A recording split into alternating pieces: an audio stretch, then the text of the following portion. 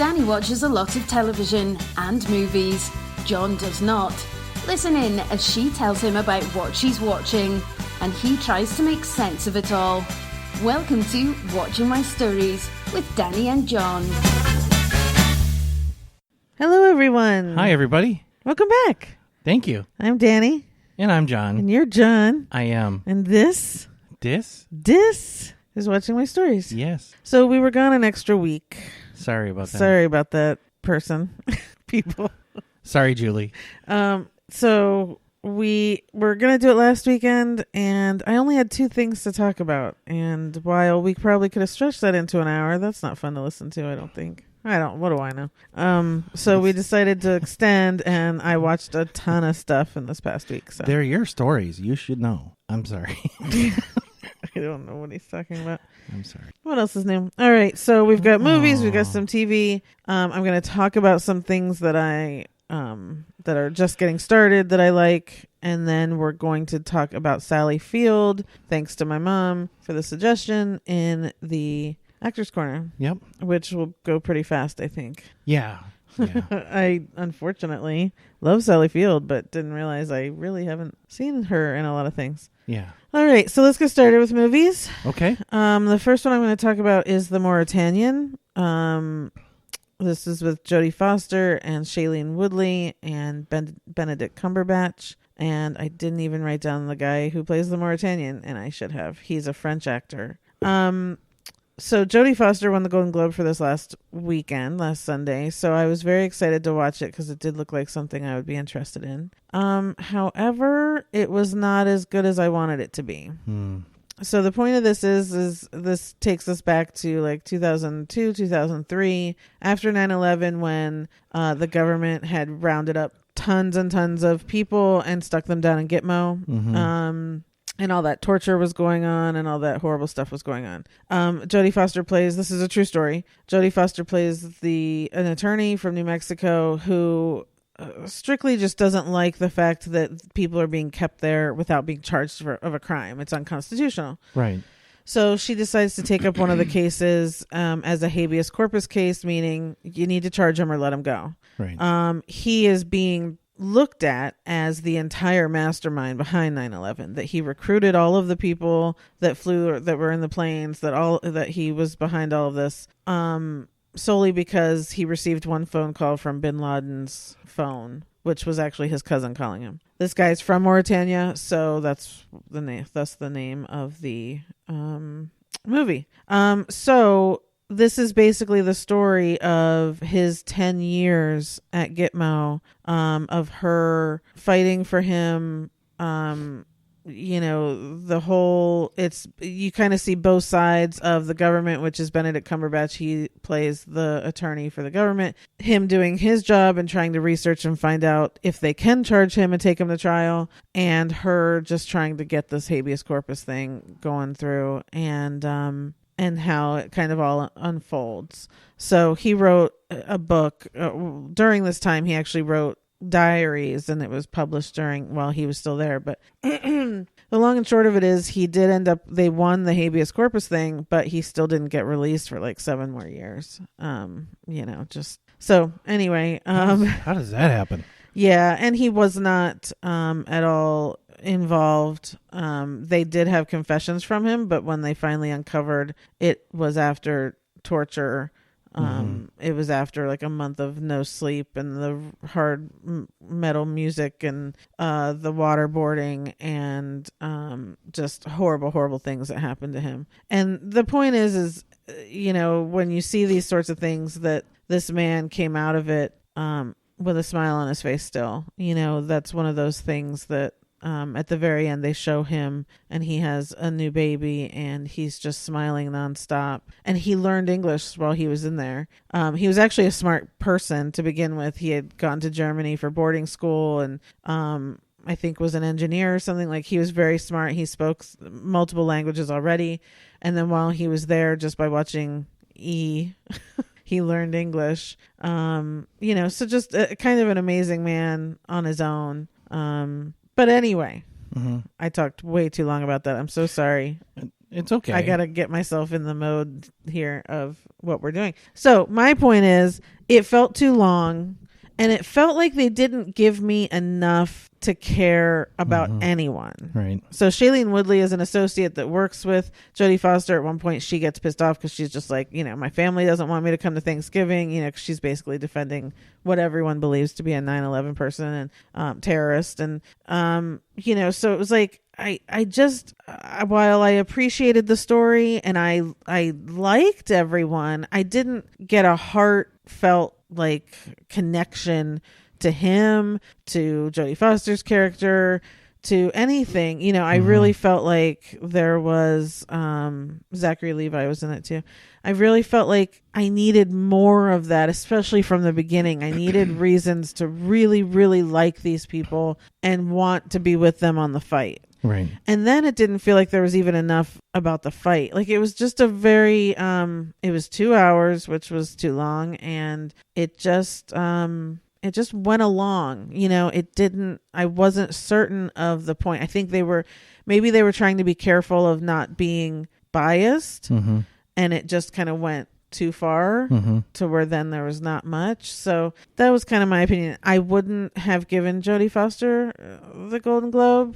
I didn't feel like there was any stretch in this whatsoever for her at all. Now, I don't remember if Carey Mulligan was in the drama side or the comedy. They probably had her in the comedy, which again doesn't make sense for a promising young woman, but it's kind of in that in between.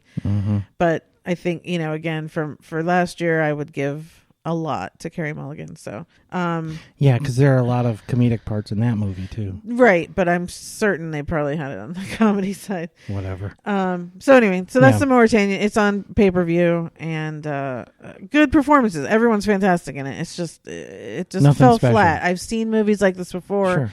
And it just always tugs at you, and you really you're in the fight, and I didn't feel like that at all with this. So. Right. Okay. Gotcha. Next movie I want to talk about is Breaking News in Yuba County. I was so excited to watch this and listen to the people that are in this, and you can tell why I was excited. Allison Janney, Mila Kunis, Regina Hall, Awkwafina, Wanda Sykes, Ellen Barkin, Matthew Modine, Juliette Lewis, Samira Wiley, Bridget Everett. I mean, there's a million people in this, and I was like, how can you go wrong? That's a great cast. It went wrong. It did. Yeah, so bummed. It wanted to be one of those weird stories, and now I'm blanking, but almost like a Coen brother. It wanted to be a burn after reading, and ended up being more like a El Royale.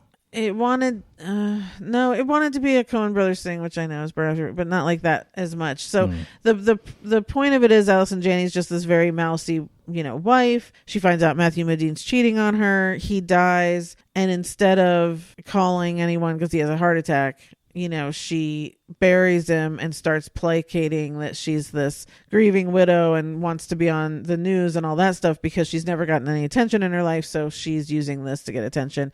And of course, then all these other little characters, it's a very strange little town. All these other little characters have all this other stuff going on.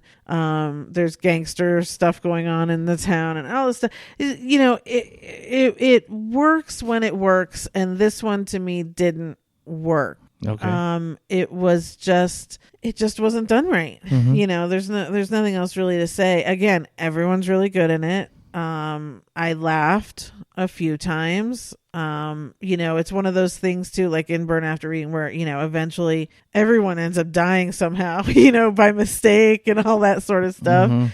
But it still just didn't feel like it was that high caliber that it should have been. Yeah.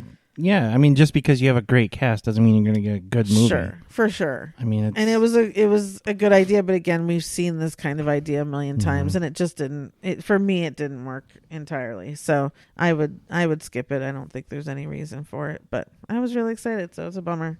All right, next movie I'm going to talk about. Oh, and I think that's on pay-per-view. It might have gone to Hulu already or something. I'm not sure. So the next one I'm going to talk about is Moxie, which is on Netflix. This is Amy Poehler. She directed this. This is her latest directing movie after Wine Country, which, if everyone remembers, I love Wine Country. She also wrote that one, so that was really good. This one she did not write. This is based off of a book. And again, it fell really flat for me. I was really looking forward to it. This is a young girl's story. Amy Poehler plays the mom, and she has a daughter, and who's like a sophomore, junior in high school, junior, I guess, and has kind of always just kept her head down, quote unquote, just gotten through and kind of ignored, the stuff going on in high school around her until this new girl shows up and kind of is like, I'm not going to keep my head down. This guy's harassing me, like the head football jock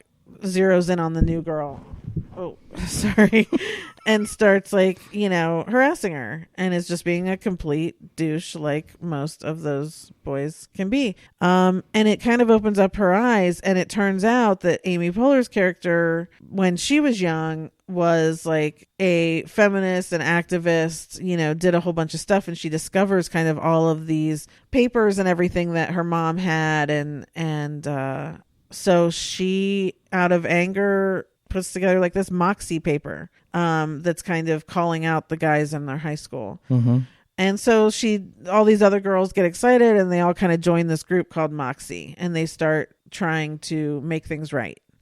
So that's very exciting. But again, it was 2 hours. It could have easily been 90 minutes. The ending was great. When you get to that point where it's finally like, okay, here's what I've been waiting for, worked, and I really liked it. But it took way too long to get there. There was just not enough middle filler stuff.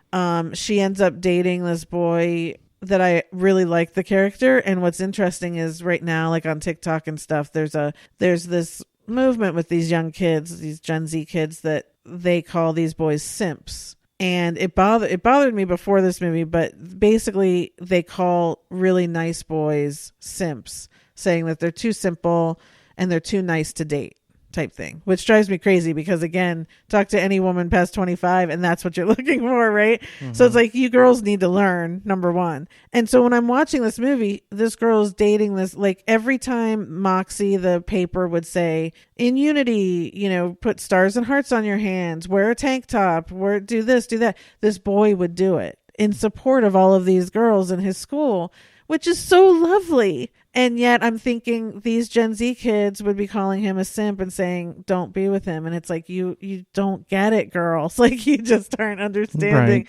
So I'm hoping some young girls would see this, and instead of thinking that he's just, blah, too nice, that they would understand the difference between, Gaston and the Beast. You understand the difference between the douche jock and the nice boy that's going to continue to be nice all his life. Like, I think, unfortunately, there's a lot of that, discovery goes with experience, right? And you have to experience I know, a lot of stuff for yourself before it hits you. But yeah, I mean, like you said, as a species, we should stop trying to learn that because it's too detrimental. I agree. Sorry, I didn't mean to no, cut you it's off. okay. It's just I just want girls to skip that period in their lives because it's just not worth it. So I would have young girls watch this movie. It is a little flat. It does take a little long, but there's a good discussion there. I think, I would definitely then turn to them and say, so do you know boys like this? Do you know boys like that? Do you know boys like, do you know girls like this, like that, whatever? Mm-hmm. Do you talk to other girls about things like this? The dress code thing is a big deal.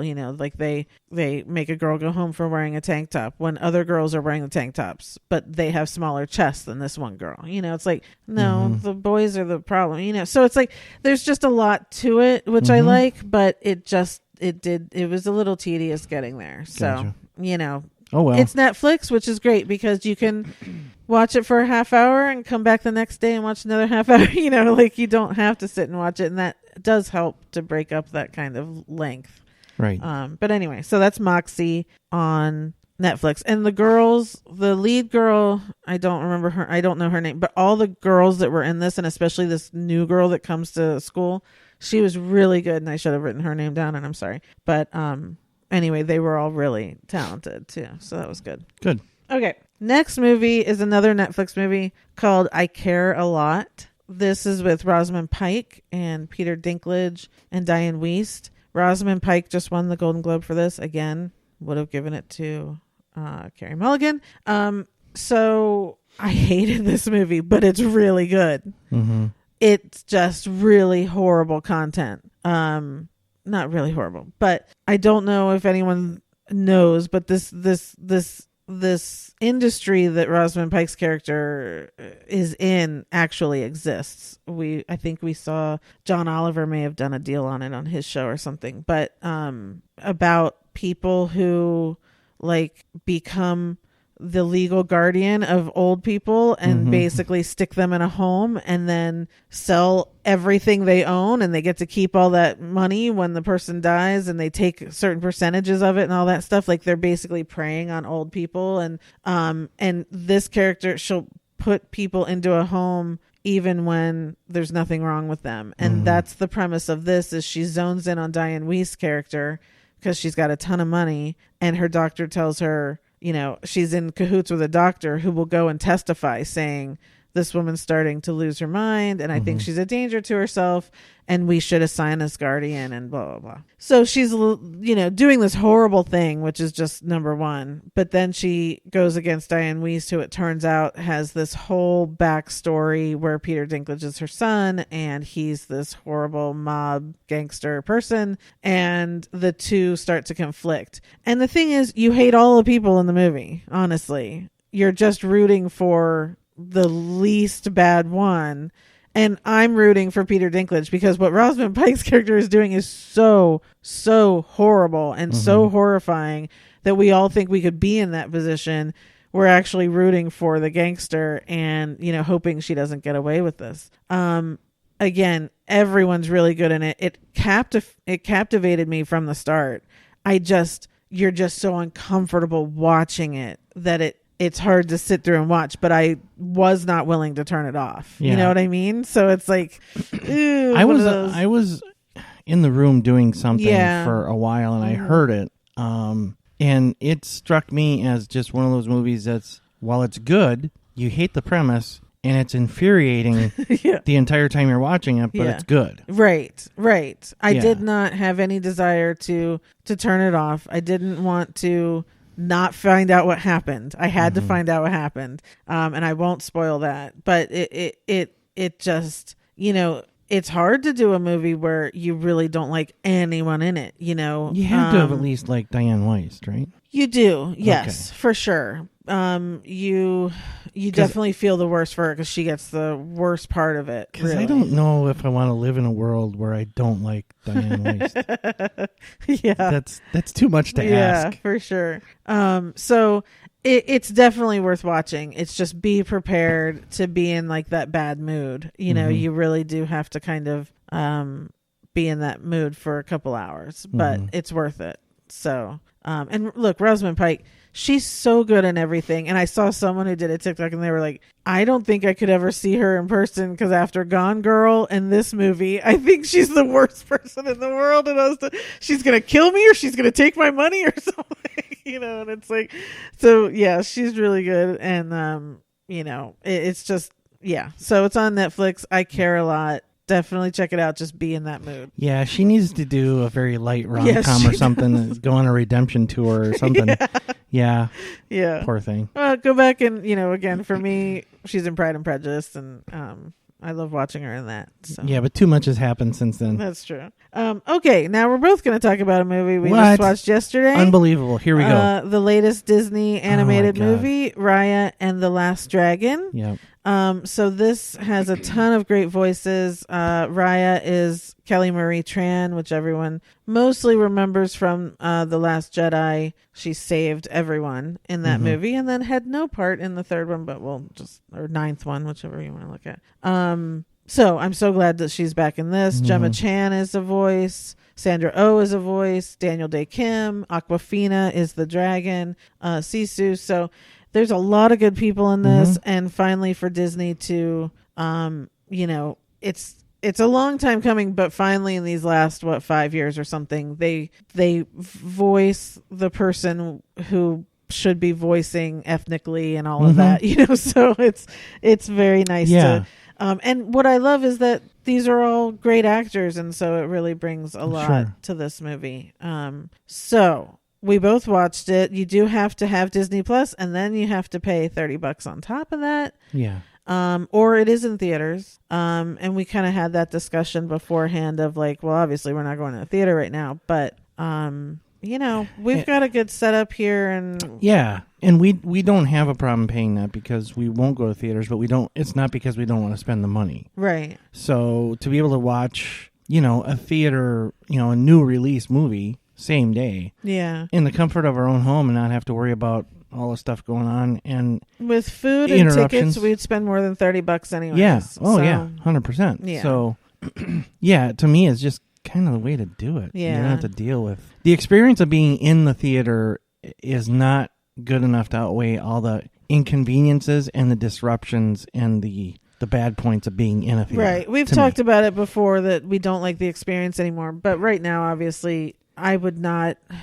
I know that people are walking into that theater, sitting down, taking off their mask for the entire couple hours. And I'm not going to put myself in that position. Yeah, so, we're not vaccinated. We've been very careful so far. We're not going to give it up for a movie. Right.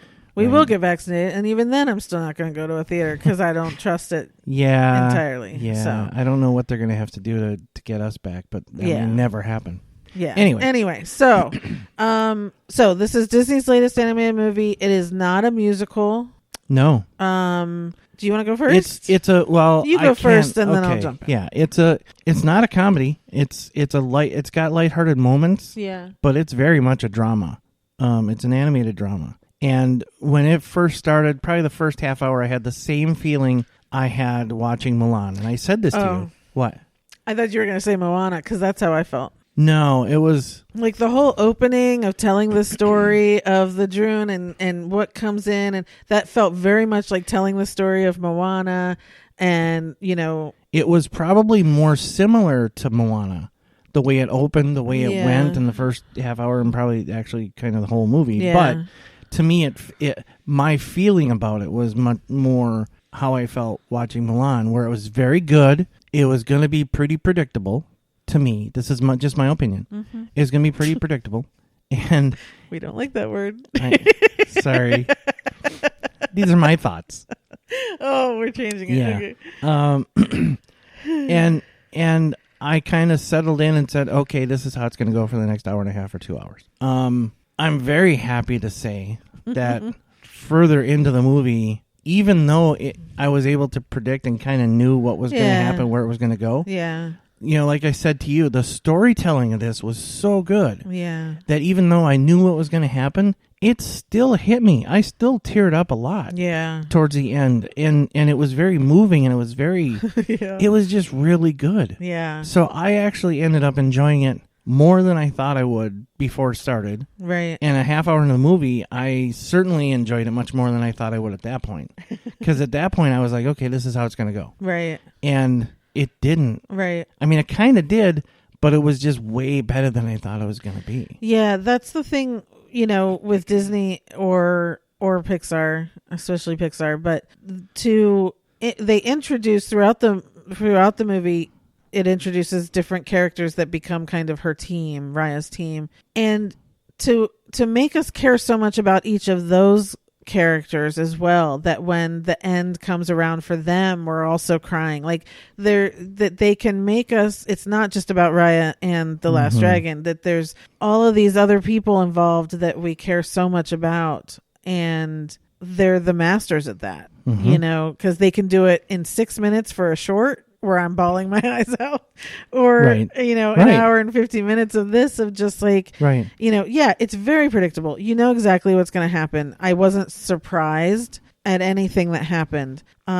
But it was lovely. And, and like I said, I felt in the beginning, it was very much a storytelling of like Moana, where here's this ancient story that we have, and here's how we're living. And that's the backdrop of all of us, and how this girl is going to have to go and save it. Like it felt very much like Moana. And I'm just going to point out that I love where Disney is. And the next movie we're going to talk about is Coming to America. And I have a lot of issues with that. And I had just finished that before we watched this. And so it was such a breath of fresh air that I can give to Disney, who, you know, Raya's training because her dad's training her, saying, you're going to protect this dragon gem that they have. And at one point he just, you know, they're done with their sparring and stuff. And he just says, you know, you're the princess and you're going to be the one who protects the heart and this gem and all of that. And there's no questions about anymore with Disney. There's no questions about, you need to marry a man. What if a man's supposed to have that position? And now you don't have I didn't have a son, so it comes to you. Right. Like, no, in Moana, we didn't have that. She was the princess. She would take over, you know, Motunui. Same thing. There was no question. Like, no longer do they have to address that. And for Disney to be the ones at the helm of that almost, where it was like, oh, I have to be kissed by my prince in order to come to life. And now, you know, Rapunzel can get herself out of anything with a frying pan. And Moana doesn't even talk about falling in love at all. Even in this one, there's no romance in this whatsoever. That Disney has come to that place makes me so happy that we don't have to address it, that a little girl watching this doesn't have to go, what do you mean a boy wasn't born? Like, she doesn't have to question anything because they haven't even given you those questions. I love it. It's very much a hero movie where the hero just happens to be a girl. Right. And there's no question about it. There's no attention drawn to it. There's nothing. It doesn't even matter, you know. And the fact that the other villain really is a female as well is great. Yeah, you know, it's just. I mean, that battle between the two of them towards the end was just like, you know. Yeah, I mean, it's as good a battle as any you've seen on screen. So So so the point of this is that, you know, there's this kingdom. There was this plague that came about. Later we find out that this plague always exists because of people and the way that people behave, basically. And the dragon saved them once, and after that this land split up into different factions. And the plague ends up coming back. And in order to try and save the world again, Raya has to go and see if she can find the last dragon, which she does, which is Awkwafina, which is just like the most perfect casting. She was so wonderful. Yeah. I mean, it was so weird because it was like, you know, I love her so much because she's so herself. But it was just perfect. And even when they made the dragon into a person and it looked like a little Awkwafina, it was just so adorable. Yeah, I have to say that this is kind of the first time I've seen it, and you pointed it out, where the characters kind of resembled the actor. Daniel Day Kim looked exactly like Daniel Day Kim. And Awkwafina's human form looked like her. I thought so too. Kelly Marie Tran didn't look like herself. But not really, but you know, that was okay. Yeah, it was a very funny coincidence or not, I don't know, but it definitely worked. So it's one of those, you know, you go through the journey. There's a big journey to go through. You obviously have to battle some villains. You also, I love the kind of story of this one land was broken into factions that are the heart, the fangs, the talons, the spine, the tail. And you know, you can't really function with just one of those. You have to come back together and be a full body in order to, you know, work together. In order to be complete. Keep away the enemy and all of that. Yeah, you have to work together. So I love all of that sort of stuff that Disney puts in there all the time. And it's a fun adventure. You know, there's a lot of adventure in it. And Raya's so good and smart at knowing that stuff. And she's got Tuk Tuk. How cute is that? They stuck this little teddy bear puppy thing in an armadillo, you know, shell. And it was the cutest little thing. Yeah, well, it was little for a while and then got real big. But yeah, the side characters, they were always do that. Well, they were all perfect. I mean, there's a little ninja baby, which the con baby, which a little ninja con man baby or con baby. Which, you know, okay, if you haven't seen it, it doesn't sound like it makes sense, but it makes sense in the movie, and it's great. Whose three sidekicks are little monkeys, you know, and then Trong, Trong, I think it was Trog, who was, you know, a member of one of the other worlds, who's everybody else in his land was gone. He was the only one left. Who's this big, you know, very much one of the characters from what was that? Ruffian. Yeah, he's a ruffian from Tangled. Yeah, he looked like he could have been in that movie. Yeah, but they were all great. The little boy was great. They were all great, and throughout the journey, they're all kind of they're adding little things here and there. But then at the end, that's where they really add so much to the story. For sure. It's just it's gonna hit you. Yeah, it just hits a little different than a lot of other Disney classics. And you've got the background of the dragon magic, and Sisu the dragon has her whole story of her family, which is also, you don't realize it at the time, but how lovely that is. And so it's just great. It's just great storytelling. I don't know if this is like a known like legend. I don't know, like Mulan was, and so much of the I don't know if it was or not in Asian culture somewhere, but I loved it more than I thought I would. I was kind of, because again, I have a hard time with animated movies that aren't musicals. It's hard for me to stick with it. But I really liked it a lot, and it was very pretty. It just hit me. This movie is very similar to Moana. It is, yeah. Like the whole thing. It just hit me that this whole thing is based on a cultural legend, right? And throughout the movie, you revisit it and you see it slightly different at different times. And then it all comes together at the end, and the hero returns to her land, and happily ever after. Yeah, just no music. Yeah, need music. So that's Raya and the Last Dragon. You can get that on Disney Plus. Is there anything else you want to add about it? I highly recommend it. Good. Yeah. Yes, for sure. Yeah. Yeah. Okay. And the last movie I'm going to talk about is Coming to America. That's the number 2. If you must. Coming to America, which is the sequel. So I cannot remember the first one at all.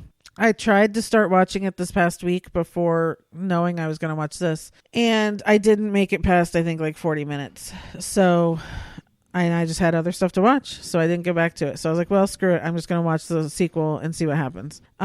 So first off, Leslie Jones is in it. That's all I needed, really. And it sounds like it was a good thing, because she should have been in like the whole thing, but she was in it enough to keep me still chuckling whenever she was on screen. So this one, again, I told you a couple nights before it started, I said, from what I've seen of the first one, if they haven't modernized this country, this African country that he's in, because the whole thing of like, someone wakes him up, they wash him, they, the rose petal things and all that sort of stuff, right? Like if they haven't modernized this in 30 years, it's going to be really difficult to watch. Well, they being women. They being whoever makes this movie and whoever writes it. If they don't modernize it, then it's going to be hard to watch, because we're 30 years in the future here and we don't give a crap about that sort of stuff, you know? Okay. So I said that a couple nights before, and of course we get into it, and the premise is he's only had 3 daughters, and so he has no heir to the kingdom, blah, blah, blah. And I'm like, oh my God, seriously, we're doing this again? Like, this was Princess Diaries 2. This is, we're so far beyond this storyline. Like, how tired is this? Well, they continue on anyways with, he hooked up with someone when he went back to Queens 30 years ago, and he has a bastard son out there. So he comes back to Queens. He gets the boy who Leslie Jones is the mom, the one that he supposedly hooked up with back then, and takes them back to, is it Zamunda is the country, and start training him to be the prince so that he can take over. And meanwhile, these 3 girls, like the oldest one, has been spending her whole life training and doing everything because she wanted to be the heir. So that's very tired, right? Very tired storyline. Not a lot of jokes in it for me. They brought back all the original. So when he went back to Queens to find his son, he went to the barbershop. So all the barbershop guys were there. To me, that was the highlight of the first one. Were those they did everything. The Arsenio, the preacher that he plays, they brought him back. The Reggie Watson, whatever, the singer that Eddie Murphy does, they brought him back. So they brought all those people back. My thing was, Eddie Murphy wasn't in this very much, and when he is, I understand he's playing this like uptight king thing. but man, it's hard to watch because then at the end they played like the gag reel at the end for the credits. And that's the Eddie Murphy I love. He was being so funny and smiling and stuff. And it's like, God, I need that again. Like, can you do a real comedy where you don't have to be, you know, because I miss that Eddie. You know what I mean? The kid who plays the prince, Jermaine Fowler, he was fine. I enjoyed him. It just, the story wasn't good. It was way too long. Oh, Wesley Snipes is in it. You know, all the original, I mean, his wife that he married obviously is still his wife and all that. Like, you know, Tracy Morgan's in it. He's funny. I mean, like when you can get those moments of Leslie Jones, Tracy Morgan, you know, you're funny and you see the funny.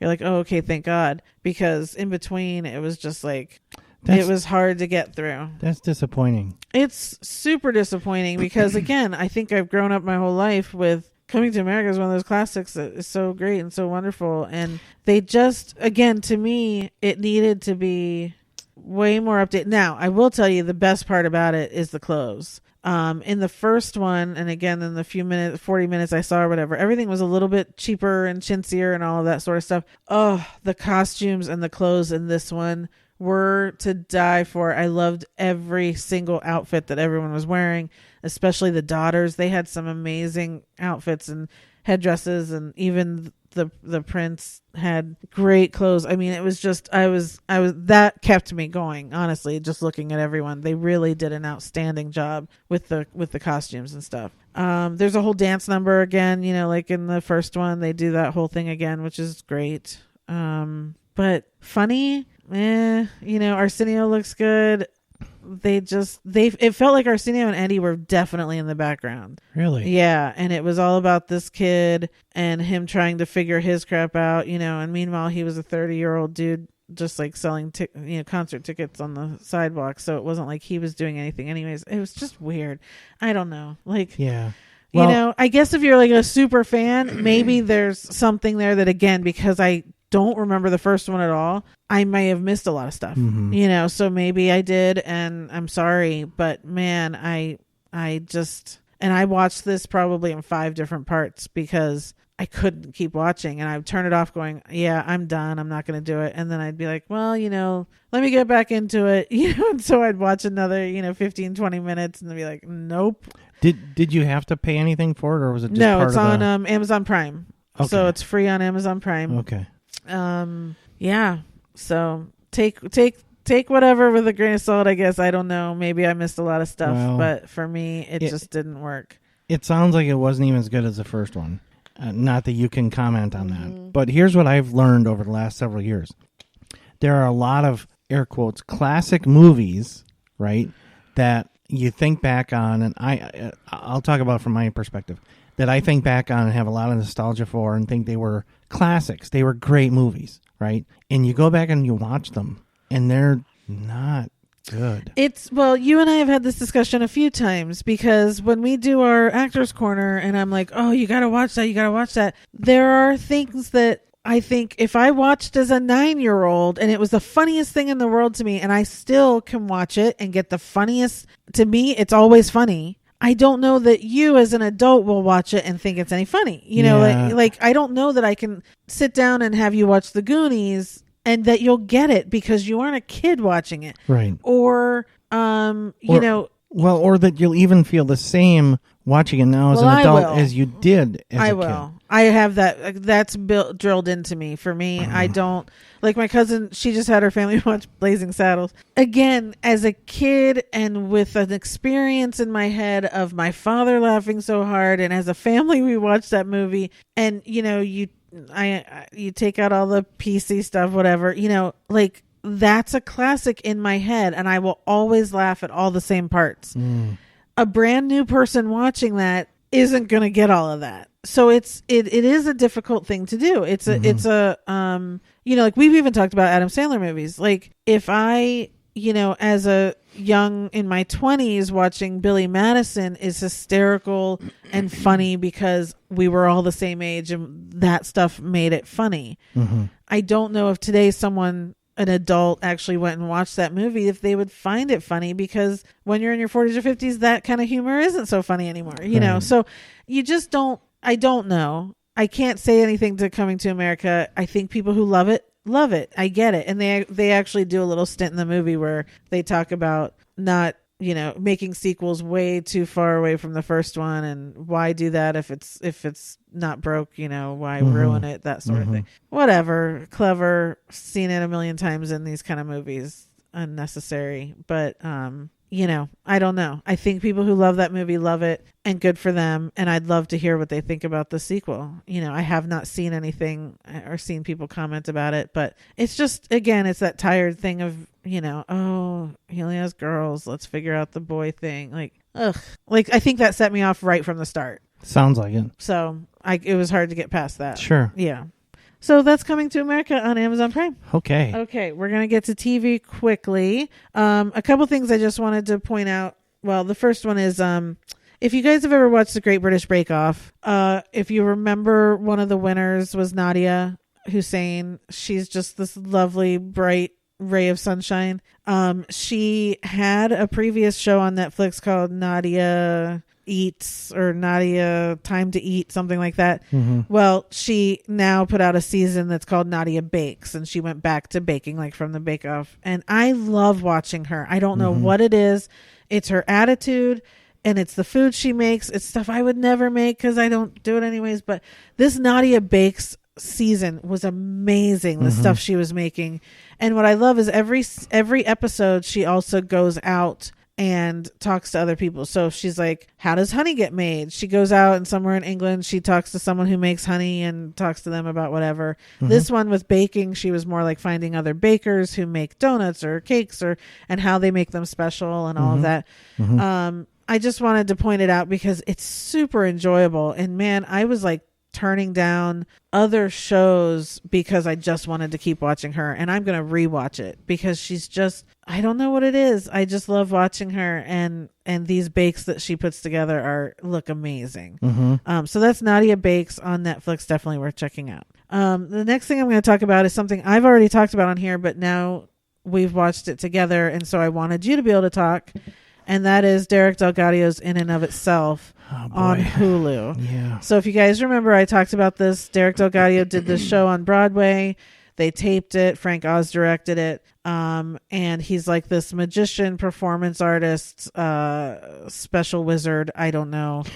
Special wizard. Yeah. And he's amazing. And I couldn't really articulate anything. I just kind of said to everyone, I think you get your own personal experience out of it. Just go watch it. So I did make John watch it, and we watched it together. And I cried more the second time than I did the first time. So what did you think? Oh boy. Of Derek Delgaudio's In and of Itself? Oh boy. Yeah, I'm having a hard time articulating too because it is it's obviously a very personal thing. I think so. Yeah. It's really in the eye of the beholder. He's very much an emotional magician. That's I love that. That's the way I look at it. His magic is, so he's a magician / wizard, I guess. And his magic is very subtle. It's not in your face. It's not the David Blaine levitating, or it's like performance artist magic. It's in the middle of a performance. It's a part of a performance. But he doesn't draw a lot of attention to the actual magic act. And it's in the middle of a performance that's already very emotional. So the actual trick that you see at the time you see it hits you in a way different way than watching any other magician. Yeah. But then he goes to a whole different level, where it is all psychological. It's not even the physical part. It's all mental. It's all emotional. It's all, the metaphysical, where he reads people and he... Is he? Yeah, that's what I don't know. What's the trick? Does he have something in his ear and someone's saying, oh, that person was... Well, look, it's televised. We're seeing it on screen, so we don't know for sure what's happening behind the scenes. Right. Right? So I can't sit here and say it's real. How did he do the letters? Yeah. Yeah, exactly. I don't know. But him reading people and I don't even know what you'd call it, labeling people. Well, I think that's the point of this show. To me was, he has these labels that people go and pick out when they come in. Like, I am a dreamer. I am, special. I am whatever. And people pick these out. And then he goes through and he tries to guess what people chose. And it's so emotional, and it's hard to describe because, again, most people are choosing these things wanting to be seen as these things. Right. It's very important. And when he sees that person, it's so hard to describe. You can't get through it. He's seeing them for how they want to be seen. Right. And in a lot of cases, you just get the sense, or you can even just tell that person has never been seen right. for how they want to be seen ever. Right. Most people are breaking down, crying. Yeah. But the point of the show to me is you're not one thing, right. Just like when someone reads the letter, he's like, well, this person came up as a reflection, and then I saw them as a daughter. We're all so many things. Yeah. And I love that that's kind of at least that's what I got from it, we're so many things. You really don't have a label, just one. You can't choose just one. But still, in that whole section of the show, it is truly amazing. And if you aren't crying, I don't know what to tell you. Can you imagine getting called up there and you sit in that chair and you open a letter and it's a handwritten letter, right, from someone who you're thinking about, right, who you have a very intimate connection with, right, and it's a handwritten letter from them, basically reassuring you of everything. Right. How how is he doing it? I don't know. Well, I don't know. So not everybody watching the show gets that. I mean, it's only a select few. It's one per show. But for that person, yeah, how impactful is that? Well, I mean, I think it does impact everyone in the audience. I think that's the thing, is that then when the book, he's got this book that he has people writing in, and it's some of those entries were so profound that people were getting from the show of just, if you're there and you see that transformation of that person reading the letter, you are impacted somehow to remember again, I'm not just the thing I picked off the board. I also have other people who I am a sister and a mother and so it's just I hate to make something that seems so silly if you were to write it on a paper, right? Oh, he's a magician, he's a performance artist, like we've seen this a million times. It is so deep. He chose a way to get really deep, and he is a great storyteller. Yes. He is a great actor, whichever it is. I don't know. He's an awesome performer. Yeah. So he draws you in with every story. He tells 6 different stories, and the whole elephant thing is so wonderful too. Like, I don't know. Just go watch it. Yeah. Yeah. I mean, that's the bottom line. We've talked about this for 10 minutes and I still really don't know what to say. It's really it's your experience. It's very personal. Yeah. And what I love about that is when you go to Broadway, I always feel like, or when you see live theater, I always feel like that anyways. It was my experience that night. No one else saw the same thing that I saw, even the 500 people that were there, because they didn't see it from my seat, Right. So we're all looking at different things and it's all personal. But this show is like that times a million, because you are going to have your own experience and your own aha moment, your own like holy crap moment. And how, I mean, this was so profound. I told my therapist about it to go watch it because I need her to see it and so we can talk about it. Like it was that big a deal to me. It'll be really interesting. Yeah. If she does. Yeah. Oh, she will. I just, I can't wait to hear what she says. So yeah. Anyway, so that's on Hulu. Everyone can go watch it. It's so good you're going to tell your therapist to watch it. Oh, if only they had used that to advertise it. They might now. So that's Derek Delgaudio's In and of Itself on Hulu. If you haven't checked it out, please do so. Yeah, absolutely. Okay. Next show we're going to talk about just ended on Friday, WandaVision. Hello. And I actually got John to watch this whole season. Normally after I would watch the first, but finally I did get you to watch the whole thing. Yeah, so we watched probably the last 3 episodes together when they first aired. So that doesn't happen very often. It doesn't. And it was a little bit harder for me because I was enjoying watching it and then going and researching and then being able to talk to you about it when we would watch it the second time through. Because there were so many, I think, Marvel little Easter eggs and stuff that I was able to tell you about and get excited about and all of that. But anyway, you know what I realized? No. We haven't had a Marvel movie out since July of 2019, which was Spider-Man Far From Home. Sounds right. So, I mean, not that this wasn't great, but I think we were all so hungry for any sort of Marvel, information and all of that. Like, it's just been too long. Yeah. Too long, number one. But on the flip side, this was freaking fantastic. Yeah, before we get started, I do want a public service announcement to the film industry. Unless you're a Marvel movie, you don't need to be 2 hours long. If you're going to be 2 hours long, be very, very careful. That was weird. Sorry. I thought about this earlier when we were talking about the length of movies and how a lot of them are just too long. Oh, well, if you put this together, it would have been like a 4 or 5 hour movie. And I would have sat through and watched all 5 hours. This is what I'm saying. Yeah. If you're not Marvel, be very careful about being a 2 hour movie. You don't need to be that long. I getcha. Yeah. And if you are Marvel, 5 hours is fine. Yeah, we can do it. Buy us dinner, we'll call good. Yeah. This was just so perfect. Mm-hmm. I mean, again, talk about storytelling. Like, when it was being advertised and I didn't know what it was, I think I told you, my theory was that it was going to be her imagining this as she was trying to get the stone out of his head. Like, I thought it was during that period. Mm-hmm. Obviously way off, but I knew it was going to be some sort of connection between the two of them and the fact that he was gone.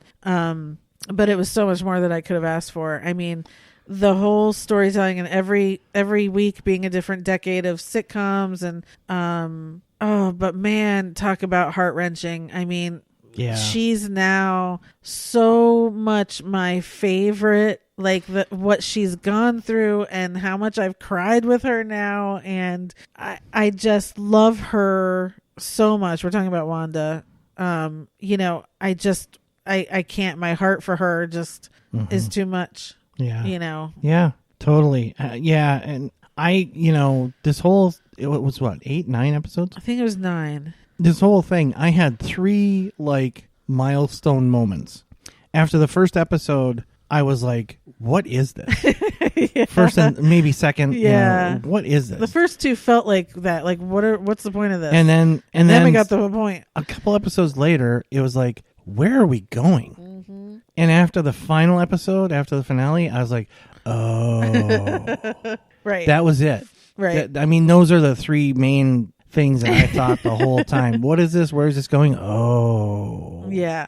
And it's the genius again of it's going to tie into future films. Like, now people think it's going to be Doctor Strange, which doesn't come out until early next year. But they believe that possibly now Scarlet Witch is going to maybe battle or team up with, or both, with Doctor Strange in his movie that comes out early next year. So we still have a ways to go to bring this back, but there's still a lot going on. Agatha, the fact that song went to number 1 on iTunes and now it's in my head just because I said Agatha, it's like all I can think of. But she's going to play a big part because she's still there. There are theories that Dottie, who was in there, is the third witch that is in the comics and all this stuff. Like, there's still a million theories as to what can be going on. Vision is still out there. We didn't see where he went. The real Vision, who was white, and so the original Vision. The original Vision. He's out there. When is he going to show back up again? In what movie or what thing? It's just God. It was just such great storytelling. It's one of those where I don't want to get into too much, except if you had hesitations to watch it, I don't know why you would, but if you enjoy Marvel movies, you don't have to get into the whole backstories and all of that sort of thing. But this was a lot of fun and great story. And these what's her face, Monica Rambeau, she's now her own superhero. Is it Photon is her name or something? She's now going to be a big part of this. At the post-credits scene, we see the Skrull come and get her. We assume she's going to go see Nick Fury, who we know is up in space. So there's going to be something there in whatever movie that's going to come up with. There's just a lot of things that happened that we probably don't even really remember. I'd have to go back and rewatch everything to go, oh yeah, who was that? And this all started with Jimmy Woo, who now needs his own show. I was just going to say, Randall Park's character, while it seemed like a small character in this, you can just tell that something's coming for him. Right. And even Kat Dennings. Yeah. I'm hoping that something happens with her for sure. She's not in the next Thor movie, but she could be in any of the others. Sure. But Jimmy Woo, definitely we need like an Agents of S.W.O.R.D. He's FBI technically. So but he needs his own show. But in the beginning he said this all came about because he was looking for someone in witness protection. We never found out who that person was. Right. That could be Ralph, aka Pietro, fake Pietro. Pietro. That could be him, and maybe he really is Quicksilver from the X-Men universe, and he's there in witness protection. Like, we don't know. So there's still a lot of questions that we don't know about, and who cares, because it's all going to come around. We're going to learn everything. We've got so many movies coming out, and we've got so many movies to look forward to. And now in a few weeks, the not Captain America, but he is Falcon and Winter Soldier comes out. So we just have so much more wonderful storytelling to look forward to from Marvel. And I know people pick on, all we have any more superhero movies. I don't care, because they're the best. Like, I just, Marvel's on a whole different level than everybody else. For sure. It really is. Yeah.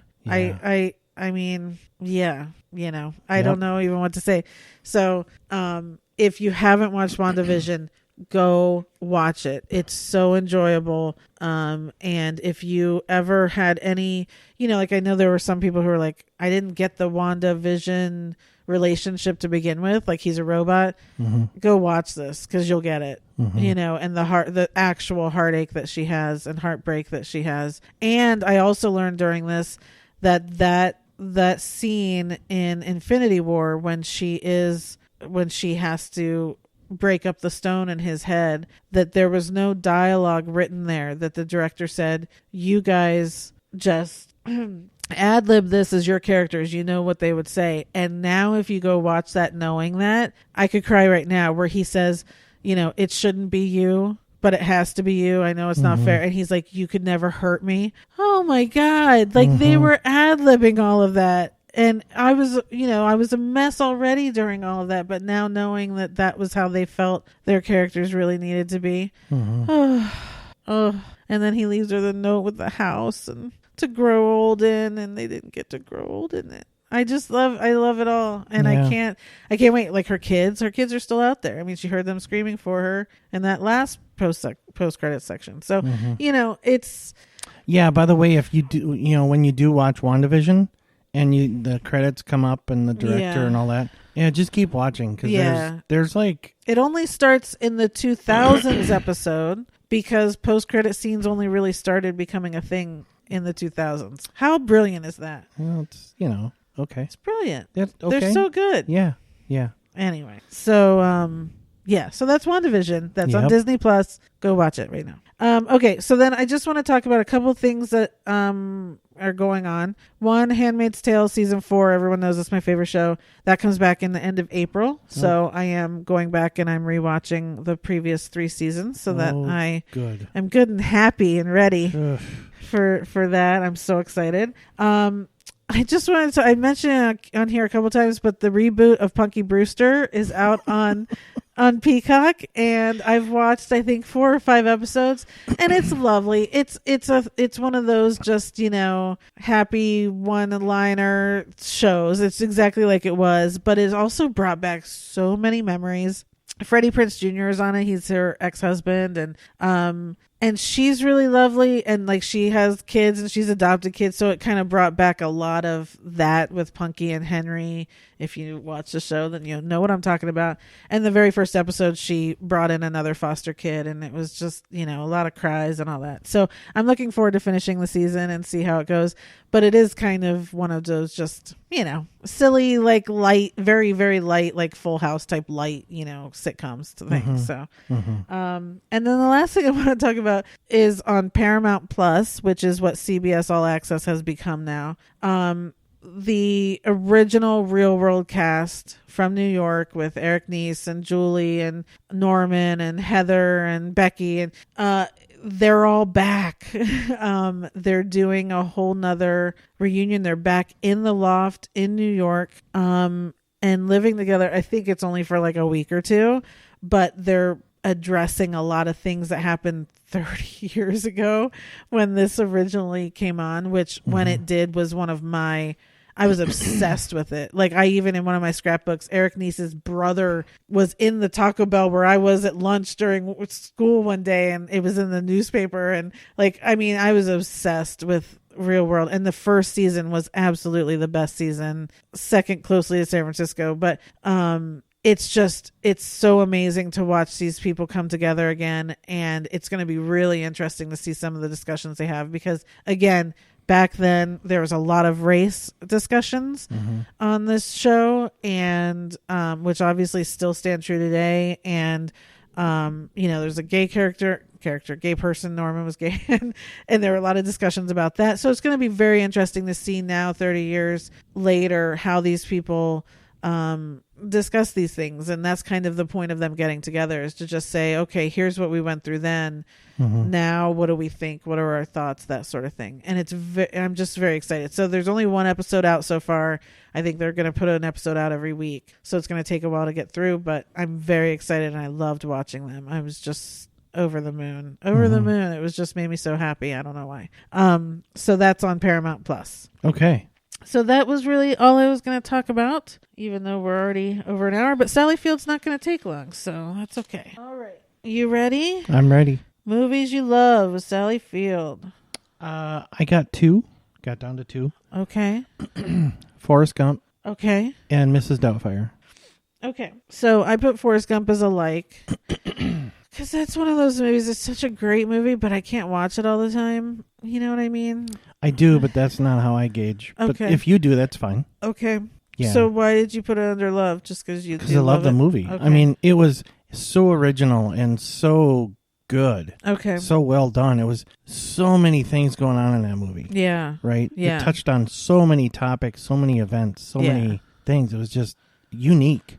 It's a very unique movie. For sure. Mrs. Doubtfire, I didn't put on any list, even though I love the movie. I hate her in it. I hate her character. Hate it. You're supposed to. I know, but I couldn't put it on a list because I hate her. So that was just, I just wanted to point it out. I do love Mrs. Doubtfire, but because I hate her character so much, I didn't put it on a list. Without getting too deep, then why wouldn't that have been on your dislike? Because I don't hate the movie. I hate her character. You hate her. So if I'm talking about Sally Field, then I'm just going to leave it off of a list because... Okay. Yeah. All right. Yeah. Okay. So my two, Steel Magnolias, absolute classic. Yep. I know it by heart, and especially her rants. Her rants I can do by heart, no problem. And she's so wonderful. There's not a lot of people who can cry and yell as wonderful as Sally Field can. She's just great. And my second that I love is Soap Dish. She's so good in it. She's hysterical in it. And I just love the stuff between her and Whoopi Goldberg. It's so funny. Oh my God.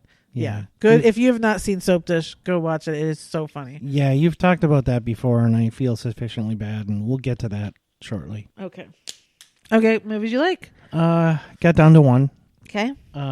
Smokey and the Bandit. Yeah. So almost before your time. No, this was something that again we would watch at home, but I cannot tell the difference between, or in my brain, I don't know the difference between Smokey and the Bandit and Hooper. No, I don't know what that is.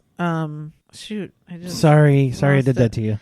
The other one that Burt Reynolds races in? Hooper. No. Smokey and the Bandit 2? No. Oh shoot. Now I'm gonna have to look it up. Okay. So what do you like about Smokey and the Bandit? Well, it was a cool guy in a cool car with a cool girlfriend. I mean, it's, in your formative years, that's what you want to be. Okay. That's what you want to have. You want to be able to have a car like that and get away with driving like that, and all of that. I guess. So very at that age, it was very. Is that the race around the world or whatever? Or it's a mad world. No, is that what you're thinking of? No. Race around the world. What do they do in Smokey and the Bandit? Cross country race. That's what I was talking about. Yeah, the difference between that one and what? No, I'm saying. No, you're confusing me again. Oh no. Oh no. Cannonball Run. Thank you. Yeah. Okay, that's those two I cannot separate in my head, so I don't know the difference between the two. Wait, I think I'm mistaken. One is Dom DeLuise, right? That's Cannonball. Okay. Is that the race? Sally Field in that? No, she's not in Cannonball Run. If we were doing Burt Reynolds, that would be one that I love because that is the cross country race. Okay, so then what do they do with Smokey and the Bandit? Same thing, I think.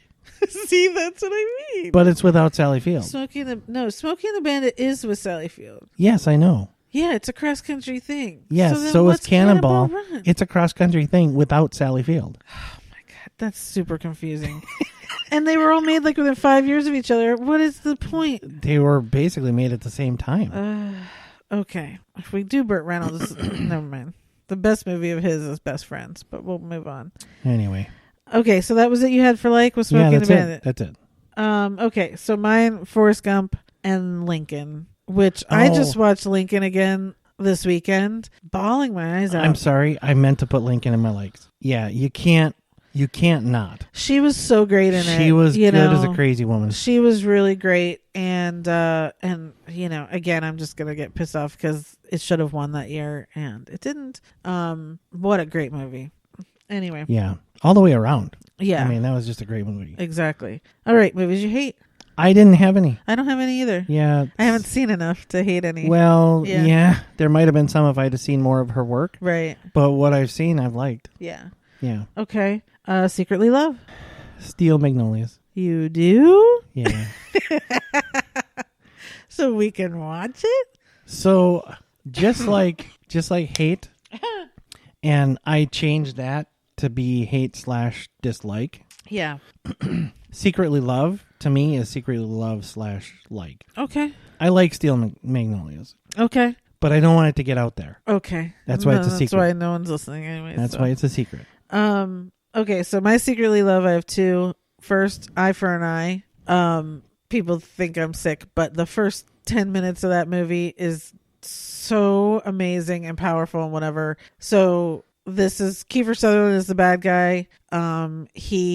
She's like in her car talking to her teenage daughter who's setting up their younger daughter's birthday party for the day, and someone rings the doorbell and it's Kiefer Sutherland and he attacks her teenage daughter, and she's on the phone hearing her daughter get attacked and beaten to death. And again, Sally Field, right, crying and screaming. She gets out of her car and is going through traffic and banging on people's windows saying, "Can you call the police? Can you call the police? My daughter," and she's doing her Sally Field thing. It is so insane. It is the most powerful, crazy, mentally screwed up, scene opening to a movie ever. Then the rest of the movie is her figuring out who it is and figuring out it's Kiefer Sutherland, and Eye for an Eye. Is she going to kill him herself, or is she going to let him go to trial, and blah, blah, blah. It's like Sally Field on steroids, like being, this, like the opposite movie of Not Without My Daughter, where she had to go to like the, It's like Marvel Studios Sally Field. It's like, yeah, it's just one of those that I just, I remember again seeing probably as a teenager and just being like, it made sense to me. Like her character made sense to me. And so I just got it, Yeah. But what a horrible opening. But I have watched the opening more times than I've watched the movie, because I will watch that opening and then just change the channel, which is super weird. Anyway, my second one for Secretly Love is Sybil. Everyone, I'm sure, knows Sybil. It was a TV movie series where she played someone. At the time, they called it schizophrenia. Now it's dissociative identity disorder. Something like that. DID. So multiple personalities. And she played Sybil. And it was one of the first, it was a true story. Sybil's a real person. One of the first cases of someone having multiple personalities. And she was so good in it. And it was so great. And it was like so fascinating to me. I'm still fascinated by it. I do follow a few people that actually have this online. And it's so fascinating to me what the brain can do for us and protect us. But anyway, in that movie, I just loved her performance. There's a lot of little, lines I've actually held on to all my life from that movie, which is weird. But she was so good in it. She was just great in it. Great. Okay. Embarrassed you haven't seen? Soap Dish. Okay. And Punchline. Oh. Because I love her and I love Tom Hanks. Yeah. And I don't know why I haven't seen that movie. Yeah. It's kind of a downer from what I remember, but I don't know. Mine is Norma Ray. Oh, classic. I can't believe I've never seen it, but I haven't. Oh, that's such a classic. Yeah. Yeah, I know. All right. Adding anything to your watch list? Soap Dish. Okay. It's so funny. And I had Punchline on here, but I think you just talked me out of it. So did you ever watch Gidget or Flying Nun? No, never saw them. Never saw either of those. So as a kid, they would be on reruns. Oh, yeah. So I did watch them, not religiously, but I have seen episodes of Gidget. I've seen episodes, more of the Flying Nun.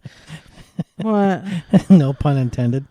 The Flying Nun religiously. It's just sorry. Yeah. Struck me funny. Anyway, I just wanted to point those two out because obviously she's been around that long, and I did see some, but wasn't, I think Gidget was not, like, she was too good in that, and then Flying Nun, didn't make sense to me how she was flying with those wings, but whatever. Yeah. So that's it. And I did want to point out she's been in quite a few TV shows lately that I never watched. She did Brothers and Sisters, and then she did that Maniac show on HBO with Jonah Hill and Emma Stone and stuff. So she's been doing a lot of stuff lately that I just haven't watched. Yeah, it looks like isn't there a current series that she has a recurring role on, a doctor or something? I don't know. Yeah, that's what it looked like to me. Oh, okay. Yeah, I don't know which series it was though. Yeah, I don't know either. It wasn't like Grey's or anything like that. It was something else, but yeah, I don't know. Yeah. So love Sally Field. Just I'm shocked at how little I've seen of hers, which is really weird because it feels like she's in everything, but I don't know. So yeah. All right. Well, we went really long. Yeah, we did. But that's okay. We had a lot to cover, I guess. Did you know she's 75? Yes. Okay. She's still fantastic. I mean, she's yeah. Tiny little thing. That probably helps.